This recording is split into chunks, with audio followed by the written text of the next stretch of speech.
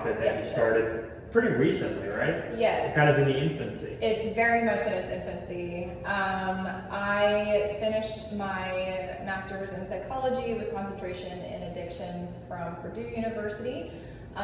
In May of this year, I graduated. And it was right before that point that I started conjuring this idea for this nonprofit. I already had an independent Reiki practice, and I've always been very connected to the addiction population. I'm actually not in recovery myself. Just many people over the years have disclosed their challenges to me, and I just felt called to serve. And so I basically took my Reiki practice and have expanded it into a more fully serving organization for the addiction community. So it's a combination of one-on-one Reiki treatments, and then I also offer group sessions twice a month through an organization called Y12SR, or Yoga for 12-Step Recovery. Basically takes the traditional 12-step method and infuses it with yoga philosophy, mindfulness practice, and meditation. And then I also am offering quarterly recovery retreats. So those are a little bit more intensive weekends where we really, dive deep, set some goals, set some intentions, do some skill building as well to really fulfill the recovery needs.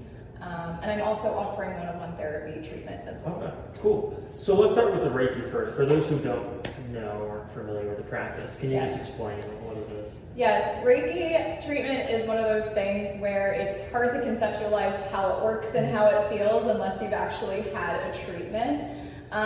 So Reiki is a universal healing energy.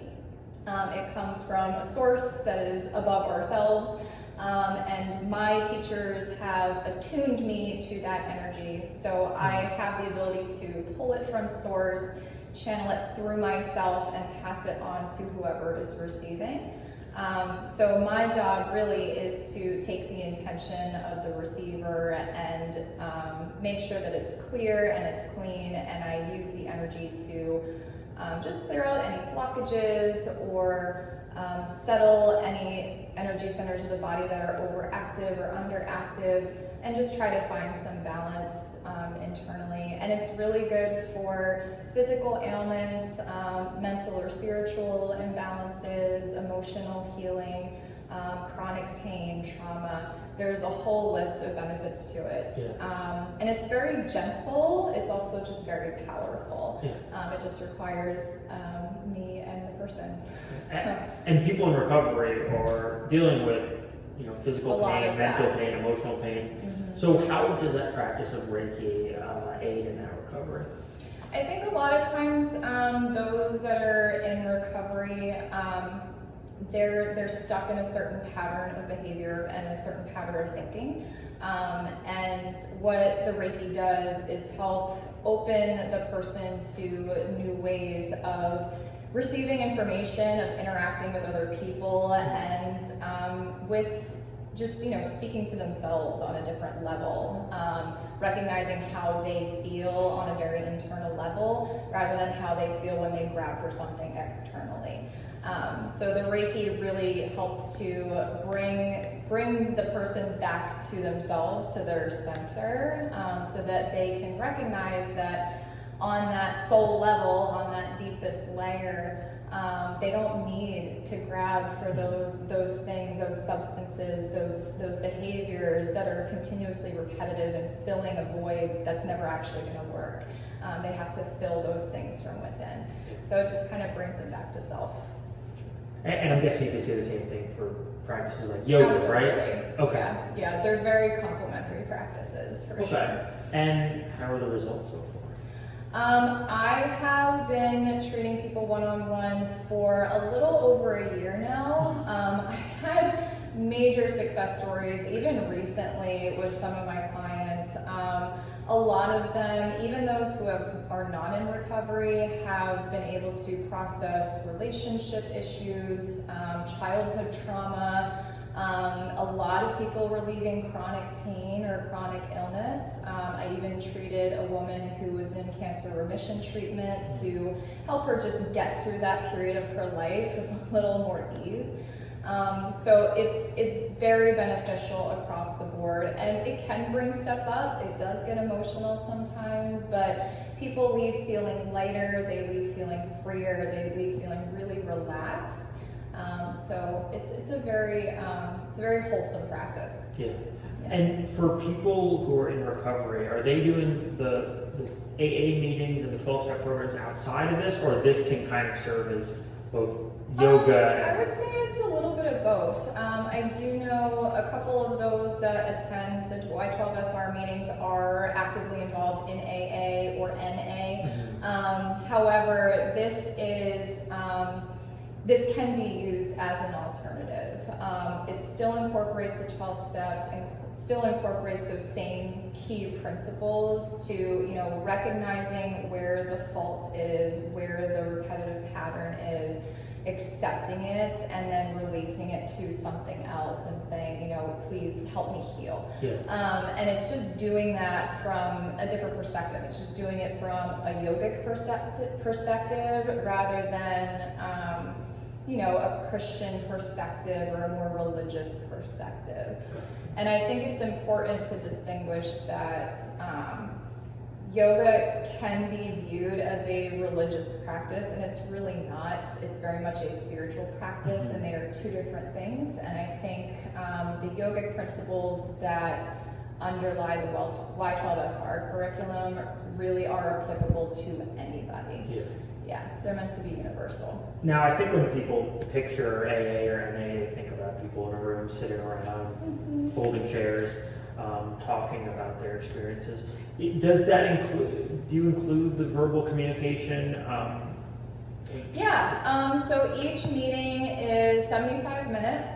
The first 30 to 35 minutes is an actual physical practice.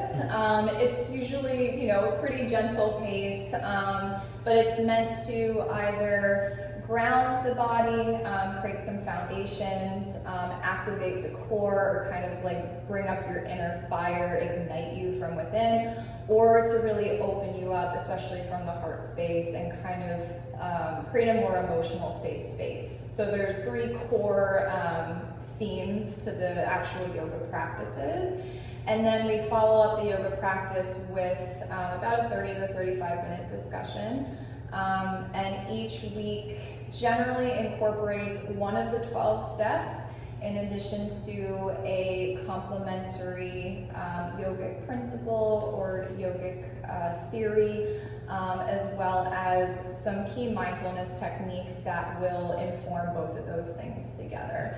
And then I close each meeting with a group Reiki meditation. So I provide just a little bit of Reiki love to everybody that's in the room for the day. When you were studying and working towards your degree, did you notice there was something missing in the recovery world and you thought, like, okay, yoga could help alleviate that pain? Yes. And I think there is something to be said for all the mental health facilities that are out there. Even in Pittsburgh, there is excellent medical-based treatment out there. There is excellent evidence-based, scientifically backed treatment out there. Yoga to me is just as powerful. Reiki treatment to me is just as powerful. There may not be hundreds of millions of dollars of research behind it, but it works. And I stand behind that. And I think that especially when you're in the medical system, insurance and cost and accessibility, they all become issues for those that really need treatment and don't necessarily have the means to get that treatment. All of our Y12SR meetings are entirely donation-based, so people can come for free if they need to. I offer discounts on my Reiki treatment to pretty much every client that I have, and my intention is to continue to subsidize all of my services through grant funding and individual donation, so that more and more people can receive services for low or hopefully no cost. Yeah, that's awesome. What keeps driving you to do this? You know, somebody asked me recently, like, where did this come from? And I honestly don't have a concrete answer. I love yoga. It has put me on a path of just feeling whole and feeling of service. And I think the people that have come to me in the past with their addiction challenges, I felt genuinely called to help them in a unique way, and I've continued to honor that calling. I really stand by my education and all the time and the effort I've put into learning and understanding how the brain works under addiction, how the body works when it's in an addictive state. And with the background that I have in dance and yoga, with all of my training and all of the education that I've done, I just want to put it to the best use possible. So I am definitely on a path of service, and I continue to honor that. That's awesome. Yeah. Anything else?